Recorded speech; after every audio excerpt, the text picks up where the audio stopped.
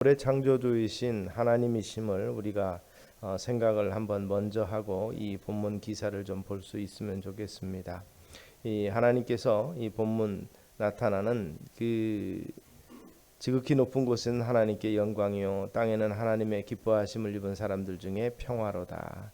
이 영광과 평화 이것은 당연히 돌려야 될 하나님께 돌아가야 될 것인데 불구하고 인간의 타락과 죄악으로 인해서 이 영광이 돌려지지 못하고 인간과 하나님 사이에 화목이 깨어진 상태가 된 것을 우리는 생각을 합니다. 그래서 하나님이 이 땅에 참된 평화, 화목이 깨어진 상태가 아닌 화목하게 된 화목이 회복되어진 상태를 위해서 예수 그리스도를 이 땅에 보내셨음을 우리는 한번 생각하실 수 있게 되기를 바랍니다.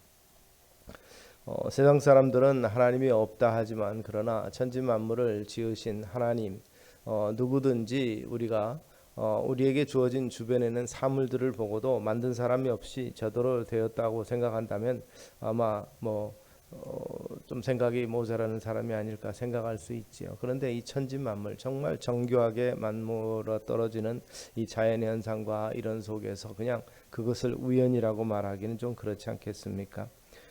그런 면에서 이 우리 예배당에도 우리가 어떻게 보면 그 메커니즘이라고 그럴까요? 어떻게 운용이 되는지를 알 수 없는 것들이 참 많이 있습니다. 이 우리가 확성기를 쓰고 있는 마이크라든지 앰프라든지 또 올겐이라든지 피아노라든지 이런 것들 다양한 것들이 있고 또 전자기기들이 있습니다. 이전에는 제가 기계치가 아니었는데 요즘에는 이 앰프라든지 그 기타 여러 가지 작동하는 것들을 보면 이 젊은 분들이 해주니까 저는 어떤 면에서 보면 퇴화가 되는 것 같아요. 그래서 그냥 모르겠어서 손 놓고 있으면 우리 젊은 전도사님하고 남목사님이 다 해결해 주니까 그런 면에서 참 편한 것은 좋은데 옛날에는 저거 제가 다 했었는데 라는 이 생각이 드는 거예요. 그래서 어느 날은 사실 연구해 보면 찾아보면 뭐가 문제가 있으면 이 손 보면 되는데 그저 손 놓고 전도사님부터 부르고 남목사님부터 불러서 문제를 해결하는 그러한 상황이 되어버린 것을 생각해 보면서 한쪽으로는 생각합니다. 제가 이제 나이가 들었구나라는 생각이 듭니다. 그런데 이 모든 것들이 어떻습니까? 모든 것들이 다 사실은 만든 사람이 있어요. 누군가가 이것이 이렇게 작동이 되도록 한 그 기본적인 원리들이 들어있는 것입니다. 이런 부분을 생각해 보면서 만든 사람의 능력 참 신기하다 이런 생각을 해보는데 요즘에 또 AI라든지 뭐 이런 것들 정말 우리는 가지고 있는 그 단편 지식이 이 빅데이터를 통해서 들어가서 나오면 우리가 물어보는 질문들에 의해서 정확하게 답변을 해내는 것을 보면 참 신기하다는 생각이 드는 것입니다. 중국에서 그런 실험을 했다 그래요.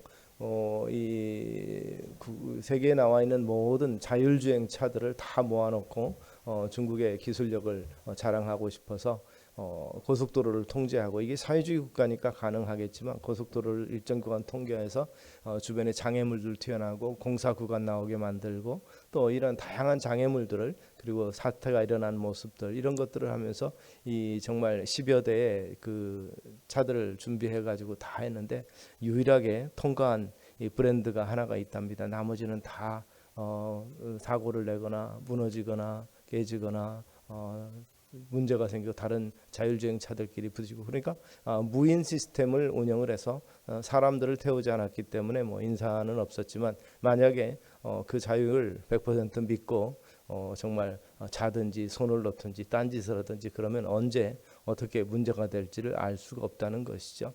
자기들의 기술을 완전히 자랑하고 싶어서 최고의 자기 브랜드를 넣었지만 결국 한 브랜드를 따라가지 못했다라는 오히려 홍보해주는 그러한 결과가 나타난 것을 볼 때 그런 부분이 아직 우리 인간이 최고로 그 지혜롭고 잘 만들었다고 해도 뭔가 문제가 있는 것은 우리가 생각을 해보는 것이죠. 그런 면에서 하나님이 창조하신 이 세상을 보면서 세상에 있는 모든 아름다운 생명들을 우리가 봅니다. 생명 아닌 것은 우리가 참 많이 만들어낼 수 있지만 진정한 생명은 아직 창조해내지 못하는 것을 생각해 보면서 아침이 되고 저녁이 되는 것을 보고 또 계절이 있는 것을 보면서 하나님을 느끼고 하나님의 전능하심을 우리가 느낄 수 있으면 좋겠습니다. 그러나 그 모든 것들 중에서 가장 중요한 것은 그 천지 만물이 기가 막히게 맞아떨어지면서 절제 있고 또 이렇게 정교하게 돌아가는 과정 가운데서도 그거보다도 더 우리가 볼 때는 세상에 돌아가는 자연의 신비한 것을 바라보면서 놀라운데, 그보다 더 놀라운 사실은 그것을 만드신 하나님이 사람을 또 인간을 사랑하신다는 것이죠. 하나님께서 우리를 사랑하신다는 것입니다. 창세기에 보면 하나님이 최선을 다하신 창조의 중심과 목적이 우리 사람이라는 것을 알 수가 있습니다.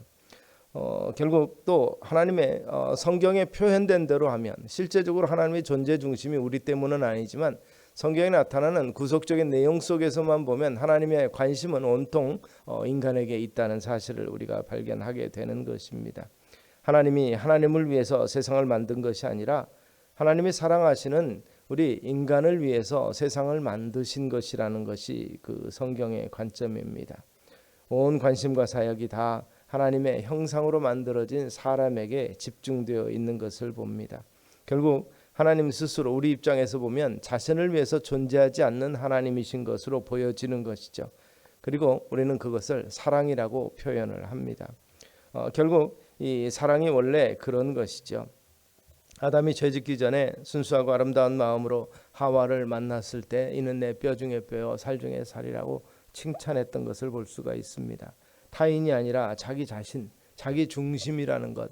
그는 정확히 몰랐지만 그러나 자기 갈빗대를 취하여서 만든 것이 자기와 똑같은 인격체라는 것을 인식을 했다는 것입니다. 그래서 가장 소중한 것으로 인정을 했는데, 그러나 범죄하고 난 다음에 결국 이 아담은 하와를 하나님이 내게 주신이라는 또 다른 이 3인칭을 사용을 하고 그 여자 또는 저 여자라는 표현을 씁니다. 내 뼈 중에 뼈, 살 중에 살이라 나와 동일시하던 그 관점이 범죄한 이후에 바뀐 것을 볼 수가 있는 것입니다. 그래서 신학자들은 이 부분을 보면서 초대교회에 서로 같이 공유했던 모든 부분과 연결하면서 그렇게 말합니다. 범죄한 인간들이 내 것을 찾기 시작했다, 이렇게 해석하기도 합니다. 그래서 내 것과 내 것을 따지고 구별할 필요가 없었던 이러한 에덴 동산에서의 모든 이 평화로움은 그때부터 깨졌다고 말하는 것이죠. 사랑하면 사랑하는 사람이 자신의 삶의 중심이 되고 목적이 될 텐데, 사랑이 식어지게 되면 자신이 삶이 중심이 되는 것이죠. 관계가 차단이 되는 것입니다. 우리를 향하신 하나님의 사랑은 식을 줄 모르기 때문에 하나님의 중심은 언제나 우리이고 하나님의 일하시는 그 목표는 우리인데도 불구하고 우리는 결국 하나님의 낯을 피하여 숨는 존재가 됐던 것을 보게 되는 것입니다. 그런데 그 하나님의 사랑이 온전하게 표현한 가장 그 지극히 귀중한 모습으로 표현된 것이 성경은 십자가라고 이야기하고 있습니다.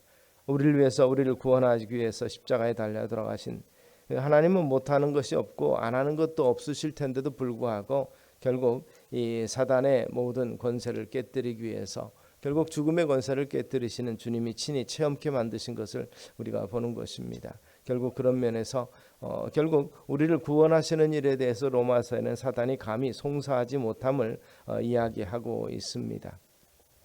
십자가를 보면 하나님은 우리를 위해서 얼마나 그 사랑을 아끼지 아니하시는지를 보여줍니다. 그리고 또한 십자가만큼 하나님의 사랑을 잘 이해할 수 있는 그 사건 또는 물질도 없습니다.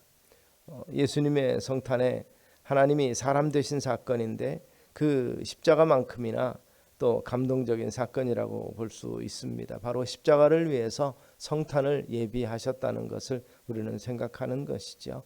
십자가를 위해서 예수님을 육신을 입고 이 땅에 오게 만드신 것. 사실 예수님이 육신을 입지 않으셨다면 십자가가 의미가 없는 것이죠. 십자가는 육체의 그리고 영혼의 죽음을 이야기하는데, 육체를 입지 않으셨다면 영원한 존재이신 인자이신 제2위이신 하나님께서 죽음을 체험할 이유가 없지 않겠습니까?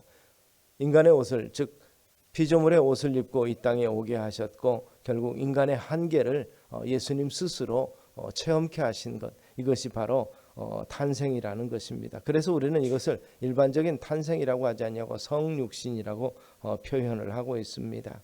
누가복음 15장에 보면 우리가 잘 아는 탕자의 비유가 있는데, 이 아버지가 버젓이 살아있는데 유산을 요구했던 이 악한 아들, 결국 그 아들을 다시 받아주시는 아버지임을 우리가 생각해 보는데, 성탄을 통해서 이 보여지는 아버지 하나님의 모습은 바로 탕자의 모습보다도 한 단계 더 위에 있는 그 사랑임을 우리가 생각을 하셔야 됩니다. 바로 예수님은 그 사랑을 일부 보여주기 위해서 탕자의 비유를 사용하신 것일 뿐이기 때문에 그렇습니다. 성탄의 하나님은 우리를 기다리시는 하나님이 아니라 어떤 면에서는 찾아오시는 하나님이 되신 것이죠. 그저 집 나간 아들을 기다리는 누가복음 15장에 나타난 탕자의 아버지처럼이 아니라 찾아 나서시는, 잃어버린 자를 찾기 위해서 적극적으로 움직이시는 하나님이신 것을 성경은 보여주고 있습니다. 그래서 우리와 함께 찾아오셔서 참으로 돼지 우리에 거하시고 죄들이 먹는 죄업 열매를 우리와 함께 드시는 하나님이시라는 것이죠. 구유에 나셨고 인간의 현약함을 그리고 한계를 직접 체험하시면서 어린 시절을 보내고 공생애 되기까지 결국 이 모든 것들을 다 연약함을 체휼하시고 질병까지라도 우리를 대신 지신 그분이심을 우리가 보는 것이죠. 그런 면에서 여기 본문에는 기쁨의 좋은 소식이라고 표현되어 있는데, 이 복음의 복음은 바로 하나님이 우리를 사랑하신다는 것이죠. 그 사랑은 우리가 상상할 수 없는 크기입니다. 그 사랑은 성탄의 사랑, 하나님이 사람이 되시는 사랑이고 십자가의 사랑일 것입니다. 그런데 그 사랑에 능력이 있습니다. 그것은 우리를 구원하시는 능력이 되는 것입니다. 그 사랑 때문에 사탄도 우리를 송사하지 못한다고 로마서 8장을 통해서 바울은 선포를 하고 있습니다. 그런즉 이 일에 대하여 우리가 무슨 말하리요? 만일 하나님이 우리를 위하시면 누가 우리를 대적하리요? 자기 아들을 아끼지 아니하시고 우리 모든 사람을 위하여 내주시니가 어찌 그 아들과 함께 모든 것을 우리에게 주시지 아니하겠느냐? 누가 능히 하나님께서 택하신 자들을 고발하리요? 의롭다 하신 이는 하나님이시니 누가 정죄하리요? 죽으실 뿐 아니라 다시 살아나신 이는 그리스도 예수시니 그는 하나님 우편에 계신 자요 우리를 위하여 간구하시는 자시니라. 우리 주님이 정확한 신분과 위치에 대해서, 사단과의 관계에 대해서 명확하게 표현합니다. 그러면서 다른 어떤 피조물이라도 우리를 우리 주 예수 그리스도 안에는 하나님의 사랑에서 끊을 수 없으리라고 그는 마지막으로 선포하는 것을 봅니다. 본문 14절에 나타나는 것처럼 지극히 높은 곳에서 하나님께 영광이요 땅에서 기뻐하시는 이 사람들 중에 평화로다. 이 땅에 참 평화를 주시기 위해서 오신 분, 참으로 죄와 허물로 죽은 우리를 다시 살리기 위해서 오신 그분을 우리가 기억하는 날이, 또 감사하는 날이 성탄절이며 또 그것을 기다리는 주간이 대림절 기간임을 다시 한번 생각하시기를 바랍니다. 보통 평화, 샬롬, 이 평화를 이야기할 때는 전쟁 또는 드라마 때문에 전에는 그 사람들이 전쟁과 평화를 대비시켰는데 어느 순간부터는 그 유명한 드라마 이후는 이 전쟁과 이 평화가 아니라 사랑과 평화를 이야기하기 시작했습니다. 사람들은. 그런데 그렇다면 평화는 전쟁이 없는 상태고 사랑만 있는 상태인가? 어떤 면에서 보면 사랑과 평화가 대조적인 것이 아니라는 것이죠. 그는 같이 가는 것입니다. 사랑과 평화는 하나님의 거룩하신 그 사랑 가운데서 이 화목하게 된 상태, 그래서 모든 문제가 해결이 된 상태를 샬롬이라고 표현하거든요. 이 히브리 사람들은. 히브리 개념은 바로 그렇습니다. 문제가 없는 상태가 샬롬입니다. 그 전쟁도 문제 중에 하나고 이 아픔도 문제 중에 하나로 보는 것이죠. 그것은 모두 다 죄의 열매고 죄의 결과라고 보고 있습니다. 그래서 하나님의 관계, 하나님과의 관계가 화목이 되고 해결이 되고 화목제로서 이 모든 것이 샬롬으로 결론 지어진다고 히브리 사람들은 생각을 했었습니다. 바로 그런 문제입니다. 온갖 문제들을 다 대표하는 단어들이 있습니다. 로마서 8장에 보면 그 죄와 허물로 죽은 우리에게서 나타나는 모든 것들을 뭐라고 표현하냐면 환난과 곤고와 박해와 기근과 적신과 위험과 칼, 이것은 외적으로 나타나는 모습들입니다. 죄로 인해서 주변에는 환난과 이런 것들, 우리를 넘어뜨리게 만들고 하는 것들이고, 내적으로는 우리 마음 가운데는 모든 죄악과 그리고 사랑과 반대되는 개념들이 언급되고 있고, 또 자신의 처지가 도살할 양과 같이 되어 있다고 바울은 표현하고 있습니다. 그럼에도 불구하고 하나님의 사랑 때문에, 아들을 아끼지 아니하시는 하나님의 사랑 때문에, 우리를 위해서 십자가 지시는 하나님의 사랑 때문에 사람 되는 것까지 피조물의 형상을 입고 피조물로부터 배반받아서 십자가에 죽기까지 하시는 그 하나님의 사랑 때문에 이 화목이 되는, 문제가 해결이 되는 이 바울의 고백을 우리가 볼 수가 있는 것입니다. 그것이 히브리 개념의 샬롬, 참된 평화라는 것이죠. 그 평화는 세상이 우리에게 주는 평화가 아니라 하나님이 믿음으로 우리에게 주시는 평화라는 것이고, 바로 그 주님은 그 평화의 주인공이시라는 것이죠. 그래서 하나님이 기뻐하신 사람들 중에 평화로다가 말하는 천사들의 음성은 바로 예수 그리스도를 통해서 우리에게 주어지는 참 평화인 것을 이야기하는 것입니다. 그런 면에서 십자가에 달리신 예수 그리스도를 바라보는 모든 자들에게는 모든 것이 문제가 해결되는 줄로 믿으시기를 바랍니다. 그분을 바라보는 모든 사람들에게는 참 평화, 샬롬이 온전히 주어진다는 것을 믿으셔야 됩니다. 환난과 곤고와 박해와 기근과 적신과 위험과 칼에 대해서, 도살할 양같이 된 상황에 대해서 화목과 평화다, 나는 아무런 문제가 없다라고 외칠 수 있는 우리 성도님들 되시기를 소망합니다. 그래서 바울은 그렇게 선포합니다. 우리가 넉넉히 이기느니라. 그리스도 안에서 그리스도와 함께 넉넉히 이기느니라. 그래서 그러므로 이제 그리스도 예수 안에 있는 자에게는 결코 정죄함이 없나니, 이는 그리스도 예수 안에 있는 생명의 성령의 법이 죄와 사망의 법에서 너를 해방하였음이라. 그러므로 우리에게 주어지는 것이 평강이라는 것이죠. 평화가 주어진다는 것이고, 그리고 소망이 우리에게 있는 것입니다.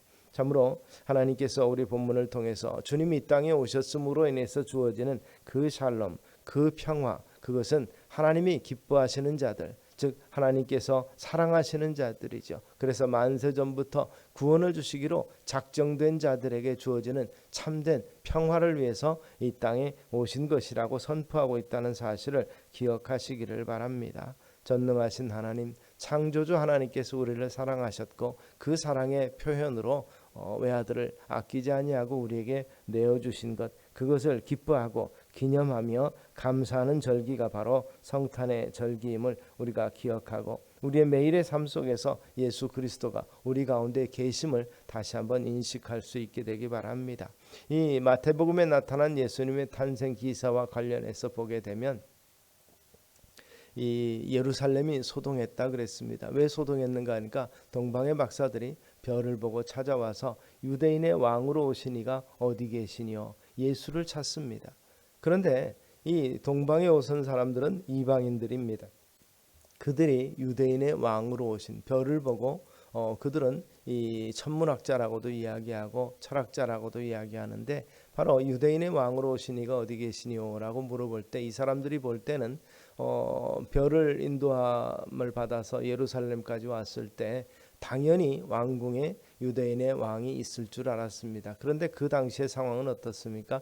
유대인의 왕은 다윗의 후손이 아니고 어떻게 보면 에서의 후손인 이두메아 사람 헤롯이 로마와 결탁해서 로마로부터 이 제위를 받은, 즉 이 정통 유대인이 아닌 유대인에 흡수되어 있는 어떻게 보면 다른 종족이죠. 이두메아 사람, 야곱의 후손이 아닌 에돔의 후손 중에 하나가 이스라엘의 왕이 되어 있는 상태였습니다.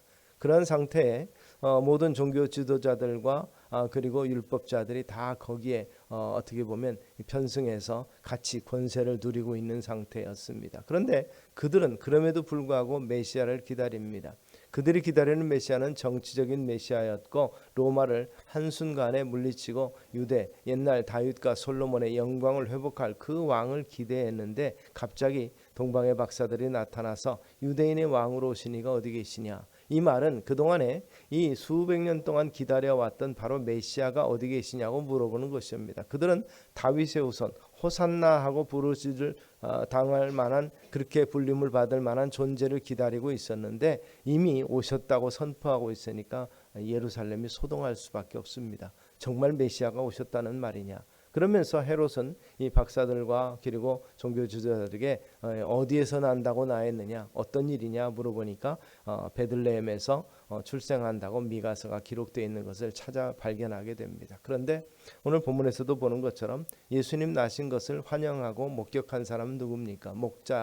들에 있는 목자들과 동방의 박사들이 예물 드리고 주님께 예배하고 온 예루살렘이 소동했는데 왕도 제사장도 또 율법학자들도 그들이 그렇게 기대하고 고대했고 소망했지만 왕이 오신 것을 영접하지 아니하고 그저 관망만 하고 있는 모습을 우리는 보게 되는 것이죠.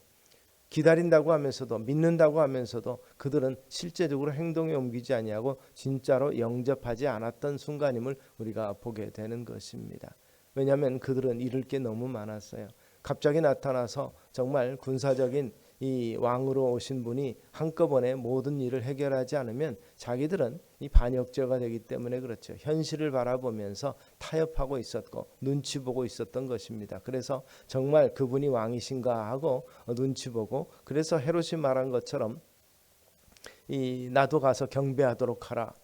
나도 와서 경배하는 것은 그가 정말로 기대하고 그 다윗의 후손으로서 이스라엘의 메시아라고 그들이 기다린 바대로 갔다면 당장에 이 동방박사들을 앞세우고 함께 따라 나섰어야 되는 거 아닙니까? 그런데 그들은 그렇게 하지 않았습니다. 그리고 나서 나중에 헤롯이 내린 조치는 어떻습니까? 베들레헴 지경, 유다 지역에 있는 모든 3살 동방박사로부터 온 때를 묻고 그 이하 영아학살을 지시하는 것이죠. 거기에 종교 지도자들은 동참을 합니다. 그런데 놀라운 것은 이 12절에 보면, 마태복음 1장 12절에 보면 천사들이 밤중에 나타나서 동방박사들에게 다른 길로 돌아가라고 말합니다. 오던 길이 아니라 다른 길로. 예수님을 만나고 예수님을 경배하고 난 그들에게 다른 길, 새 길, 그러고 보면 말하자면 문자적으로는 살 길을 제시한 것이죠. 예수님을 만나고 나서 새로운 길, 살 길을 얻게 된 것입니다. 그들은 바로 그렇게 돌아간 것을 알고 헤롯이 분노합니다. 속은 것을 아는데 사실은 속인 것은 자기들이었죠. 그리고 나서 영아학살을 결국 지시하고 하나님은 거기에 대해서 심판하는데 성경은 충이 먹어 죽으니라 이렇게 표현을 합니다. 어찌됐든 바로 그런 면에서 이 땅에 오셔서 참된 평화의 왕으로 오신 분을 영접하지 아니하는 자들, 공중권세 잡은 자들에게 수종 들면서 결국 자기들의 평안과 안위를 위해서 주님을 온전히 영접하지 못한 그 시대에 지도자들이 있었고 예루살렘 거민들이 있었는데도 불구하고 그들을 위해서 십자가를 지신 것이 우리 주님이신 것을 한 번 더 기억하실 수 있기를 바랍니다.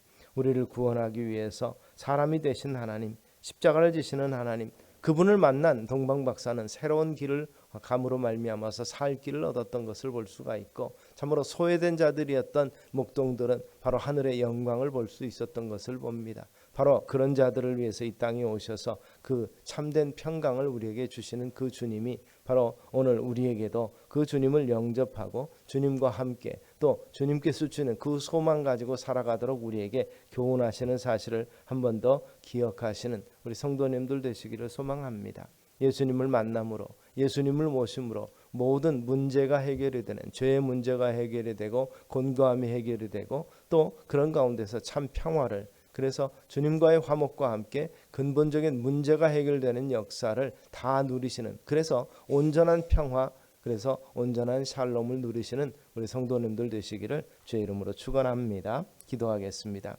살아계신 아버지 하나님, 하나님의 기뻐하심을 입은 자들에게 주어지는 참 평화와 기쁨을 우리가 누리기를 소원합니다. 우리 주님이 땅에 오신 것을 영접하는 모든 자들에게 구원 주시기로 작정하신 것이 하나님의 뜻이며 하나님의 거룩한 목적임을 기억하면서 우리 주님 오셨음을 우리가 기뻐하고 또 감사하며 또 다시 오실 주님을 소망 중에 기다리는 우리가 되게 하옵소서. 예수님 이름으로 기도드리옵나이다. 아멘. 다 같이 일어서